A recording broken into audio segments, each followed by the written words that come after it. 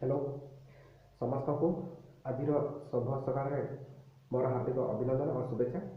आपण मैंने सुखरे रुहतु, शांति रुहतु और आनंद रोता सहित आमर भिडियो को देखि नियंतु। जे पाठ पढ़ी दिशब बाट तेणु आज समय वर्तमान समय समस्त मन में जे रही आम एत पाठ पढ़ीछु परीक्षा हम कि ना एवं पाठ पढ़ी परीक्षा दे पार कि ना ये समस्त प्रश्न रही। तेणु से जहाँ भी हो कोरोना हो कि लॉकडाउन हो आम जदि पाठ पढ़ी तेणु आज परीक्षा हो कि काली परीक्षा हो कि आ मास पर परीक्षा हो आमर कौन से फरक पड़ो ना। तेणु प्रथम आमको पाठटा जाना दरकार, शिखा दरकार और आम भल भाव जापर दरकार जहाँफल जब भी परीक्षा हो जो परीक्षा हो एटी हो कि सेठी हो कि आउ कौटी हो कि आज हो कि काली हो कि आउ जब भी हो तेणु आम जिते बड़े जहाँ भी परीक्षा हम तार उत्तर आम ठीक भाव आम पार। तेणु मुझे से नहीं +2 द्वितीय वर्षर छात्र छात्री मान लॉजिक सब्जेक्टर जो 2021 मसीह आसुवा समस्त 2 मार्किया और 3 मार्किया प्रश्न सब कौन रही से संबंध आज मुझे वीडियो तैयारी करी। तेणु +2 द्वितीय वर्ष में जो लॉजिक सब्जेक्टर 2 मार्किया और 3 मार्किया कौन सब प्रश्न रही से समस्त प्रश्नर उत्तर सह एवं कौन सब सिलेक्शन क्वेश्चन रही देखि नियंतु, जानि नियंतु एवं ताकू निज निजर खाता नोट कर रख जहाँफल आमर जब परीक्षा हो सही समस्त परीक्षा आम कौन यही लॉजिक संबंधी क्वेश्चन जहाँ भी रही आम आराम से लिखिपर एवं 2 मार्किया और 3 मार्किया क्वेश्चन पूरा आम कर। तेणु भिडियोटी आरंभ शेष पर्यंत देखि नियंतु, देखा कौन सब बोर्ड एग्जाम 2 मार्किया 3 मार्किया क्वेश्चन सब रही। तेणु देखा 1 नंबर क्वेश्चन रही कौन सब रही देखा।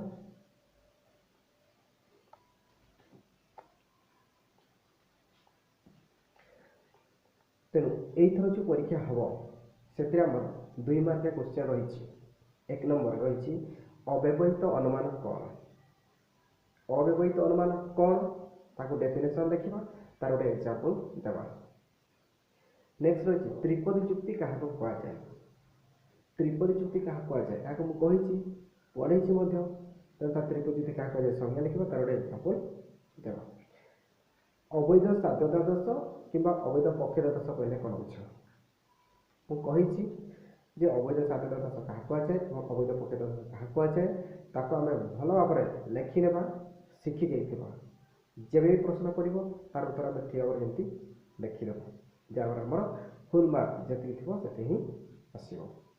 तापर आसला न्याय रूप। न्याय रूप बा न्याय मूर्ति कौन रही।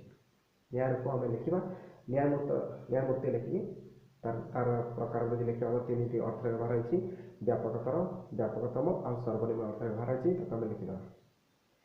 तापर आसला सीमित समवर्तन। ये सीमित समवर्तन को सरल समवर्तन कहुई सीमित समवर्तन। तापर आसला आम द्वितीय कि चतुर्थ संस्थान वैध न्याय रूप बा सिद्ध न्याय रूप आम लिखा।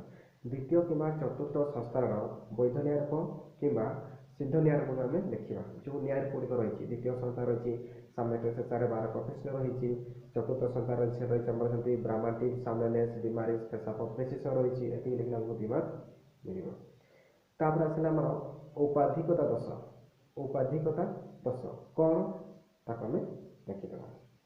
नेक्स्ट आसला आम समवर्तन संज्ञा तार समवर्तन संज्ञा लिखा और तार जो रही समवर्तन हेतुवाचक समर्थन कहुए समर्थन सिद्धांत समर्थक कहुए ये लिखा आउ कि लिखा ना। नेक्स्ट आसला आम विश्रुंख जुक्ति कौन।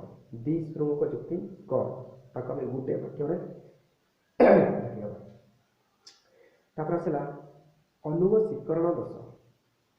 अनुग शिकरण तर्क दोष। अनुग शिकरण तर्क दोष है अनुग को केमती शिकार कर तार जो दोष रही तार तर्क दोष आम लिखा। तर्कशास्त्रीय स्त्री प्रतीक। तर्कशास्त्रीय स्त्री प्रतीक आम जो तर्कशास्त्र स्थिर प्रतीक रही और जड़ प्रतीक रही ये आम तर्कशास्त्र स्थिर प्रतीक कौन रही। आउ गोटे क्वेश्चन आसला तर्कशास्त्र जड़ प्रतीक है ସ୍ଥିର ପ୍ରତୀକ ମାନେ ଯେଉଁଗୁଡ଼ାକ ଆମର ସ୍ଥିର ହେଇକି ରହିବ, ମନେକର ଆମର ମିଶାଣ ଫେରାଣ ହରଣ ଗୁଣନ କିମ୍ବା ଆପାଦନ ଚିହ୍ନ, ବୈକଳ୍ପିକ ଚିହ୍ନ, ଯୋଜକ ଚିହ୍ନ, ସଂଯୋଜକ ଚିହ୍ନ ଇତ୍ୟାଦି ଚିହ୍ନଗୁଡ଼ା ଆମର ସ୍ଥିର, ତାକୁ କୁହାଯାଏ ସ୍ଥିର ପ୍ରତୀକ। ଆଉ ଯେଉଁଟା ଆମର ପରିବର୍ତ୍ତନ ରହିଛି, ମନେକର ପି କ୍ୟୁ ଜାଗାରେ ଆମର ଏକ୍ସ ୱାଇ ଜେଡ୍ ଦେଇଥିବ, କ ଖ କ ଦେଇଥିବ, ପ ପ ଖ ଦେଇଥିବ, ତାକୁ କୁହାଯାଏ କ'ଣ ସ୍ଥିର, ତାକୁ କୁହାଯାଏ ଚଳ ପ୍ରତୀକ। ତେଣୁ ଚଳ ପ୍ରତୀକ ହେଉଛି ଆମର ପରିବର୍ତ୍ତନ ହୋଇଥାଏ ଆଉ ସ୍ଥିର ପ୍ରତୀକ ଆମର ସ୍ଥିର ହିଁ ରହିଥାଏ। ତାପରେ ଆସିଲା କାକତାଳୀୟ ଦୋଷ। এই କାକତାଳୀୟ ଦୋଷ ବା ଅତଃପର ତସ୍ମାଦତ୍ତ ଦୋଷ ହେଲା, ଆମର ଯେଉଁ ଚତୁର୍ଥ ଅଧ୍ୟାୟ ଆମର 3 ନମ୍ବର କ୍ୱେଶ୍ଚନଟା କାକତାଳୀୟ ଦୋଷ କାହା କୁହାଯାଏ, ତାକୁ ଆମେ ଲେଖିବା। ତାପରେ ଆସିଲା ଆମର ସମାହାର ଦୋଷ। ସମାହାର ଦୋଷ ବା ସମଷ୍ଟିକରଣ ଦୋଷ କ'ଣ, ତାକୁ ଆମେ ଲେଖିବା ଏବଂ ସମଷ୍ଟିକରଣ ଦୋଷ ଲେଖିକି ତାର ଗୋଟେ ଏକ୍ଜାମ୍ପଲ୍ ଦେଇଦେବା। ତାପରେ ଆସିଲା ଅନୁମାନ କହିଲେ କ'ଣ ବୁଝ। ଅନୁମାନ କହିଲେ କ'ଣ ବୁଝ, ଆମର ୟୁନିଟ୍ 1ର ଫାର୍ଷ୍ଟ ଚେପ୍ଟରରେ ଯେଉଁଟା ରହିଛି ଆମର ଅନୁମାନ କହିଲେ କ'ଣ ବୁଝ, ତାକୁ ଆମେ ଡେଫିନେସନ୍ ଲେଖିବା, ତାକୁ ଆମେ ସଂଜ୍ଞା ଲେଖିବା, ତାପରେ ତାର ଗୋଟେ ଏକ୍ଜାମ୍ପଲ୍ ଦେଇଦେବା। ଯେ ପାହାଡ଼ ଉପରେ ଧୂଆଁ ଦେଖି ସେଟା ନିଆଁ ଥିବାର ଅନୁମାନ କରାଯାଏ, କିମ୍ବା ଆକାଶ ମେଘୁଆ ଦେଖି ବର୍ଷା ହେବାର ଅନୁମାନ କରାଯାଏ, କିମ୍ବା ପିଲାଟି ପରିଶ୍ରମ କରୁନାହିଁ ସେଥିରୁ ପରୀକ୍ଷାରେ ବିଫଳ ହେବାର ତାକୁ ଅନୁମାନ କରାଯାଏ। ଏମିତି ସବୁ ଆମେ ଏକ୍ଜାମ୍ପଲ୍ ଦେବା। ତାପରେ ଆସିଲା ଆମର ଦ୍ୱିତୀୟ କିମ୍ବା ତୃତୀୟ ସଂସ୍ଥାନ। ଦ୍ୱିତୀୟ କିମ୍ବା ତୃତୀୟ ସଂସ୍ଥାନ ସ୍ୱତନ୍ତ୍ର ନିୟମାବଳୀ ଲେଖ। ଦ୍ୱିତୀୟ କିମ୍ବା ତୃତୀୟ ସଂସ୍ଥାନ ରହିଛି ଆମର ସ୍ୱତନ୍ତ୍ର ନିୟମାବଳୀ ରହିଛି, ସେ ସ୍ୱତନ୍ତ୍ର ନିୟମାବଳୀ ଆମେ ଲେଖିବା। ତାପରେ ଆସିଲା ସହଚାରୀ ପରିବର୍ତ୍ତନ ପଦ୍ଧତିର ଉତ୍କର୍ଷ। ସହଚାରୀ ପଦ୍ଧତିର ଉତ୍କର୍ଷ ବା ସୁଗୁଣ ଗୁଡ଼ିକ ଆମେ ଉଲ୍ଲେଖ କରିବା। ତାପରେ ଆସିଲା ଆମର ଅବୈଧ ସାମାନ୍ୟୀକରଣ ଦୋଷ। ଅବୈଧ ସାମାନ୍ୟୀକରଣ ଦୋଷ ତର୍କ ଦୋଷରେ ଆମର ରହିଛି ଅବୈଧ ସାମାନ୍ୟୀକରଣ ଦୋଷ। ତେଣୁ ଇଏ ହେଉଛି ଆମର ସମସ୍ତ 2 ମାର୍କିଆ ପ୍ରଶ୍ନର ଆଲୋଚନା। ତାପରେ ଆମେ ଦେଖିବା କ'ଣ 3 ମାର୍କିଆ ପ୍ରଶ୍ନ କ'ଣ ସବୁ ରହିଛି। 3 ମାର୍କିଆ ପ୍ରଶ୍ନ ସବୁ କ'ଣ ରହିଛି। ତେଣୁ 2 ମାର୍କିଆକୁ ତାର ଡେଫିନେସନ୍ ଆଉ ଗୋଟେ ଏକ୍ଜାମ୍ପଲ୍ ଦେବା, ଆଉ 3 ମାର୍କିଆ କ'ଣ 2ଟି କିମ୍ବା 3ଟି ବାକ୍ୟରେ ତାକୁ ଉତ୍ତର ଦେବା ପାଇଁ ପଡ଼ିବ। ତେଣୁ 3 ମାର୍କିଆ ପ୍ରଶ୍ନ ରହିଛି ସମବର୍ତ୍ତନର ନିୟମ ଲେଖ। ସମବର୍ତ୍ତନରେ ଆମର ଯେଉଁ 3ଟା ନିୟମ ରହିଛି ତାକୁ ଆମେ 3ଟା ନିୟମ ଲେଖିବା। 1 number point, 2 number point, 3 number point ହେଲେ 3 ମାର୍କ ଆମର ଆସିବ। ତାପରେ ହେଲା ବ୍ୟବହିତ ଅନୁମାନ। ବ୍ୟବହିତ ଅନୁମାନ କହିଲେ କ'ଣ ବୁଝିବା, ତାର ସଂଜ୍ଞା ଲେଖିବା, ତାର ଗୋଟେ ଏକ୍ଜାମ୍ପଲ୍ ଦେବା ବା ଉଦାହରଣ ଦେବା। ଇଏ ଆମର 3 ମାର୍କର କ୍ୱେଶ୍ଚନ୍। ତାପରେ ଆସିଲା ବସ୍ତୁଗତ ବ୍ୟାବର୍ତ୍ତନ। ବସ୍ତୁଗତ ବ୍ୟାବର୍ତ୍ତନ ମୁଁ ଡାକି ଦେଇଛି, ତେଣୁ ବସ୍ତୁଗତ ବ୍ୟାବର୍ତ୍ତନ କହିଲେ କ'ଣ ବୁଝ ଏବଂ ତାର ଉଦାହରଣ ଆମେ ଦେବା। ତାପରେ ଆସିଲା ତ୍ରିପଦ ଯୁକ୍ତିର ବୈଶିଷ୍ଟ୍ୟ। ତ୍ରିପଦ ଯୁକ୍ତିର ବୈଶିଷ୍ଟ୍ୟ ଆମର 5ଟା ରହିଛି। ତ୍ରିପଦ ଯୁକ୍ତିର ବୈଶିଷ୍ଟ୍ୟ କ'ଣ ରହିଛି, ଯେ ତ୍ରିପଦ 3ଟି ପଦ ଥାଏ, 3ଟି ତର୍କ ବାକ୍ୟ ଥାଏ, ତ୍ରିପଦ ଯୁକ୍ତି ଅବର ଅନୁମାନ ଅନ୍ତର୍ଗତ, ତ୍ରିପଦ ଯୁକ୍ତି ବ୍ୟବହିତ ଅନୁମାନ ଅନ୍ତର୍ଗତ, ତ୍ରିପଦ ଯୁକ୍ତି ଆକାରଗତ ସତ୍ୟତା ପ୍ରତିପାଦନ କରେ। ଏମିତି 5ଟା ପଏଣ୍ଟ ରହିଛି। ସେ 5ଟା ପଏଣ୍ଟରୁ ତୁମେ 4ଟା ପଏଣ୍ଟ ଲେଖିଲେ ବି ଚଳିବ କିମ୍ବା 5ଟା ପଏଣ୍ଟ ଲେଖିଲେ ବି ହେବ। ତାପରେ ଆସିଲା ନ୍ୟାୟ ସଂସ୍ଥାନ। ନ୍ୟାୟ ସଂସ୍ଥାନ କ'ଣ ରହିଛି ତାକୁ ମୁଁ ଡାକି ଦେଇଛି ହେଲା। ନ୍ୟାୟ ସଂସ୍ଥାନ କାରଣ ସାଧାରଣ ବା ପକ୍ଷାଭାବରେ ମଧ୍ୟପଦର ଅବସ୍ଥାନ ଦୃଷ୍ଟିରୁ ଯେଉଁ ଏକ ଭିନ୍ନ ଭିନ୍ନ ଆକାର ନିର୍ଣ୍ଣୟ ହେବ ତାହାକୁ ନ୍ୟାୟ ସଂସ୍ଥାନ କୁହାଯାଏ। ତାପରେ ଏହାର ସଂସ୍ଥାନ ପ୍ରକାର ଭିତରେ ଆମକୁ ଲେଖିବାକୁ ପଡ଼ିବ। ପ୍ରଥମ ସଂସ୍ଥାନ, ଦ୍ୱିତୀୟ ସଂସ୍ଥାନ, ତୃତୀୟ ସଂସ୍ଥାନ ଲେଖିବାକୁ ପଡ଼ିବ। ତାପରେ ଆସିଲା ଆମର ସର୍ବାସ୍ତି ରାଶି ସୂତ୍ର, ଯେଉଁ ଆରିଷ୍ଟଟଲଙ୍କର ମୌଳିକ ସୂତ୍ର ବା ସର୍ବାସ୍ତି ରାଶି ସୂତ୍ର କାହାକୁ କୁହାଯାଏ ତାକୁ ଆମେ ଲେଖିବା। ଯେ ଆମେ କେମିତି ଲେଖିବା, ଯେ ଆରିଷ୍ଟଟଲ ନ୍ୟାୟିକମାନଙ୍କର ପ୍ରାମାଣିକତା ନିର୍ଣ୍ଣୟ କରିବା ପାଇଁ ଯେଉଁ ଏକ ପଦ୍ଧତି ପ୍ରୟୋଗ କରିଥିଲେ ବା ବାହାର କରିଥିଲେ ତାହାକୁ ସର୍ବାସ୍ତି ରାଶି ସୂତ୍ର କୁହାଯାଏ। ତାଙ୍କ ମତରେ ବେଶୀକୃତ ଅର୍ଥରେ ବ୍ୟବହୃତ ହେଉଥିବା ପଦମାନଙ୍କୁ ବ୍ୟାପ୍ୟ ପଦ ସମ୍ବନ୍ଧରେ ଯେ ସ୍ୱୀକାର ବା ଅସ୍ୱୀକାର କରାଯାଏ ତାହାକୁ ସର୍ବାସ୍ତି ରାଶି ସୂତ୍ର କୁହାଯାଏ ବୋଲି ଆମେ ଲେଖିବା। ତାପରେ ଆସିଲା ଆମର ଦ୍ୱୈଅର୍ଥକ ସାଧ୍ୟପଦ ଦୋଷ କିମ୍ବା ଦ୍ୱୈଅର୍ଥକ ମଧ୍ୟପଦ ଦୋଷ।